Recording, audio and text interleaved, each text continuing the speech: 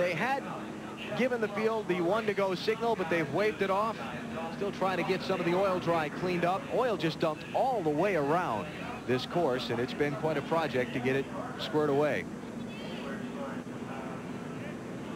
Let's go back and talk about some of these guys in the field a little bit. There's Jeff Gordon, the leader. We showed you the duel that he and Jeff Burton had for the top spot.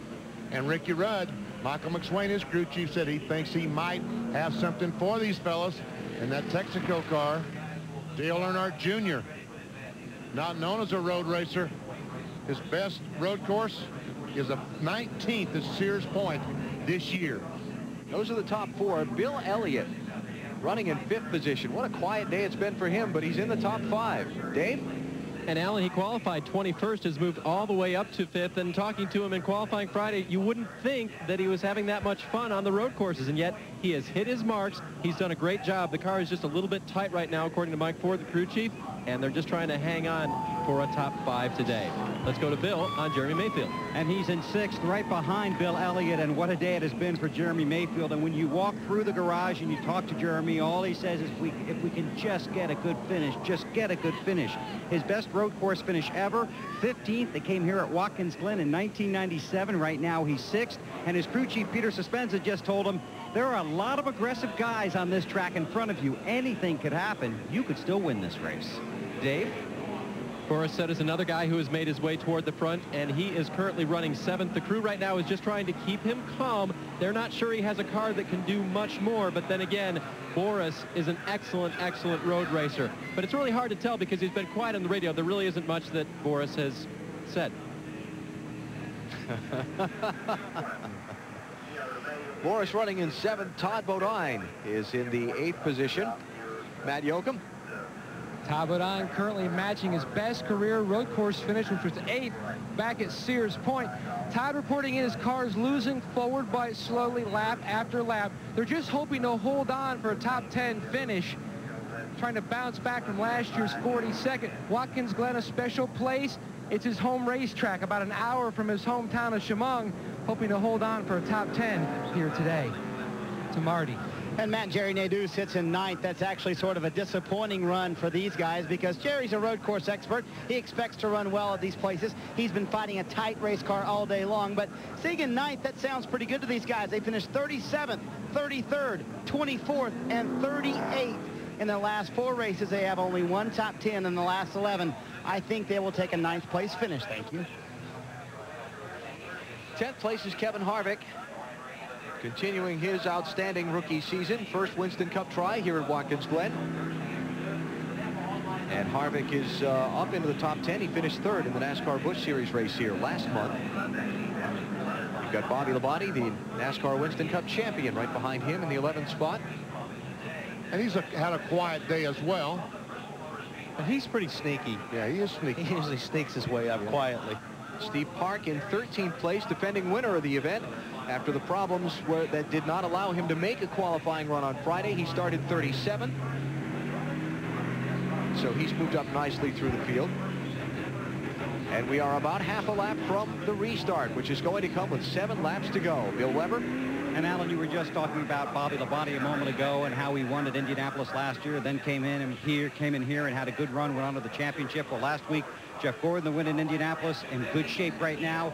So he's not only thinking about winning races, but is it too early to think about winning the championship? Yes, I keep telling you, Weber, it's still too early right now. The concentration for this team, for Jeff Gordon, for the 28 car Ricky Rudd, all the rest of them, has to be winning races. Bill? Okay, well, that's your opinion. Let's find out Jeff Gordon's opinion, BP. All the guys in the top 5 or 6 in points are guys that can win on about any given weekend, and so we've got to make sure that we're going out there putting ourselves in a position to win and get the most points. You know, I think one of the things that have gotten us to this point, a lot of bonus points from leading a lot of laps. You know, we need to keep that up, you know, and then just keep top 5, top 5s, and sneak in those wins when we can. And a few weeks ago when we talked to Jeff Gordon, he made a really excellent point. He said right now in NASCAR Winston Cup racing, you have to be perfect to be successful. No mistakes. You have to be perfect. And Wally, I imagine in the final laps here, he's going to have to be perfect if he hopes to win. He is. And all these guys right now need to make the best restart of their careers. And that's the only way that Jeff Burton is probably going to get by the 24 if he can, is if Jeff makes a mistake. But Jeff just doesn't make that many mistakes. So, and I'm sure that Jeff will probably run down the right side of the racetrack if Burton is close to block that move. So they're coming to the green. It'll be out with 7 laps to go. Fans getting all psyched up for it. There's Dale Jarrett. What a tough day he's had. 34th place. Joe Nemechek. There's Boris Said. Boris is in the 7th position. Casey Atwood. Back in 33rd is Casey, and there's Kevin Harvick. In 10th, Mark Martin in 13th. Steve Park just ahead of him in 12th. 4th place, Dale Earnhardt Jr. As you look ahead at the leader, pace cars off. 7 to go. We're racing again. Well, Jeff got a great restart on that one. Burton to block. Rudd Jr. Boris Said. Jeremy Mayfield. Now look at the 77 car. Whoa, look out, he locked up that right front, and they're 3 wide behind him. That was a great move by Boris Said. And Boris goes all the way to 3rd, and Junior almost in the barrier. Look at Harvick. He picked up about 5 spots on that restart. When they all got jammed up into turn 1, he took advantage. Oh, what a crash. Bobby Hamilton and Brian Simo in it in the S's.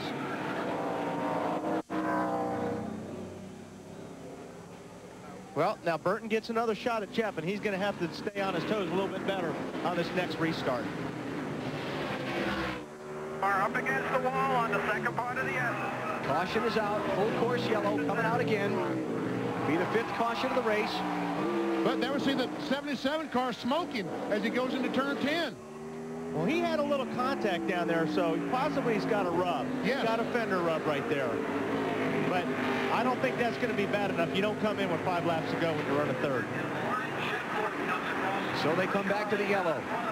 And the pace car will pick up the field once again. Ricky Rudd, the big loser on that one, was 3rd on the restart. Stop and get a run on me Back to 5th now. Let's go back and take another look at the accident, rather. Well, we got a car slowed down. Sterling Marlin had some problem. Whoa. These guys all checked up. Kurt Busch got under the back end of Brian Simo. The 17 car really checked up there of Matt Kenseth, and I think these guys just came screaming up the hill and didn't have time to let each other know there was a problem.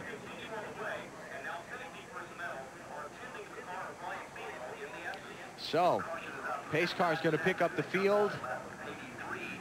Figure a lap or 2 of caution to clean this one up, and we're going to have about 4 laps left of green flag racing. And I think we will see a green flag finish to this race. Even NASCAR has to throw the red flag and stop these cars long enough to clean the mess up in the S's. It's these 4 minutes. Go ahead, Alan. I was just to say it's 4 minutes and 13 seconds for a caution flag lap around here at 35 miles an hour. So I don't think we're in any danger of running out of laps before we see a restart. And these guys got to watch out for the 77 because he is going to be tough on the restart if he pulls one off like he just did.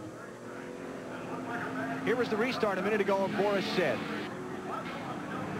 He anticipated the start perfect.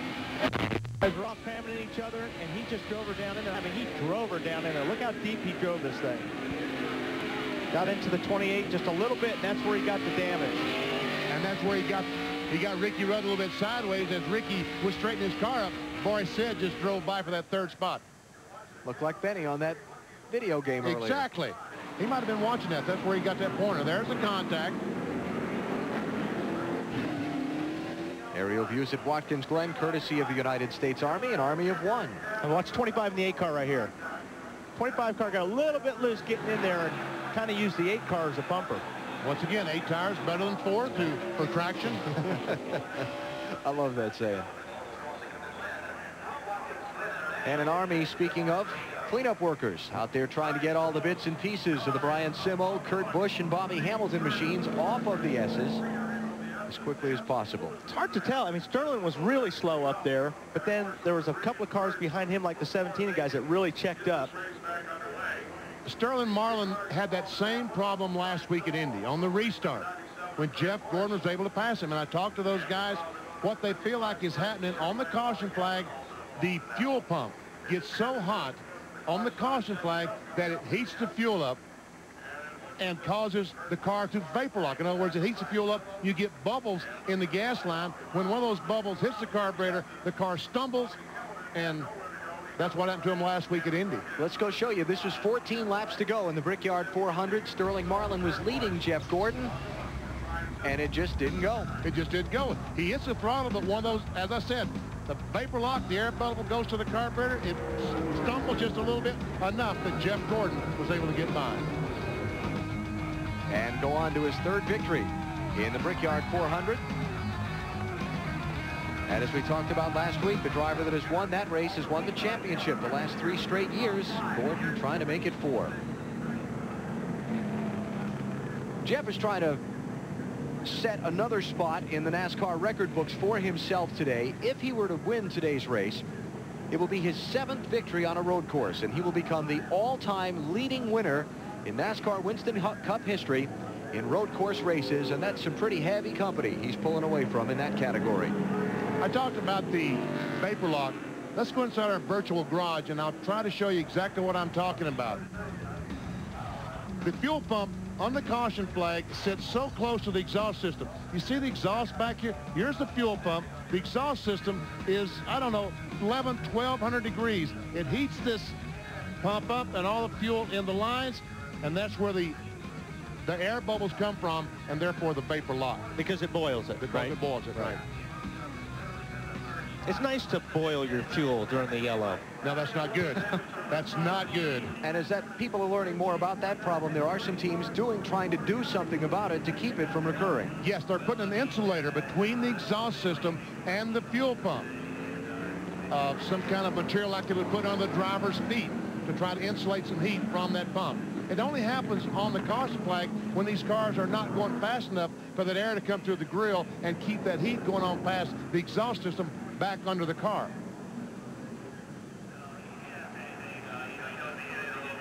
Still working on the cleanup up the hill. You can see the trucks are gone. Communication going back and forth between Buster Otten, the pace car driver, and the control tower, just trying to make sure that the track is clear, and it shouldn't be long before we go back racing. Kevin Harvick back in 8th position. Marty? And he's had a pretty good day, Alan. And I asked him earlier this week about what happened at the end of the road course race at Sears Point. You remember, he kind of got in the way, or he actually gained his positions, as he would tell you. And I asked him if he would do anything differently, and here's what he had to say. No, I mean, you know, we were running 31st and wound up 13th, and I think right now that put us 12th or 13th in the points, the difference in those points. So we're here to race. We're not here to ride around like a bunch of circus animals. So we're just you know, it's obviously not something that you want to have to do every week, but you got to, sometimes you get in situations where you got to do things that you normally wouldn't do, and when you're trying to get a lap back, you got to race hard. Wow, Happy getting a little cold there, isn't he? He did the right thing, and like I said earlier, if Robbie would have just let him go, you know, he wouldn't have had that problem with Kevin when he kind of run into him, and Tony Stewart passed both of them. So I think he did the right thing. Got a 13th out of it. Oh yes, he went from 31st to 13th. So definitely Kevin Harvick did the right thing. Saw those dark clouds overhead from the onboard shot on Harvick's car, but at the top of our show, we talked about rain possibly being a threat, but has not materialized here today. Let's go back and just show you the incident we were discussing between Kevin Harvick, Robbie Gordon, and Tony Stewart. This was the Sears Point race at the end of June. Robbie Gordon is the 7 car. He's the leader. Harvick's trying to get a lap back. He's so preoccupied with the 29 car, he let the 20 get by both of them, and that was it. Tony Stewart, the 20 car, goes on, takes a checker flag, and wins. The 7 car finishes second.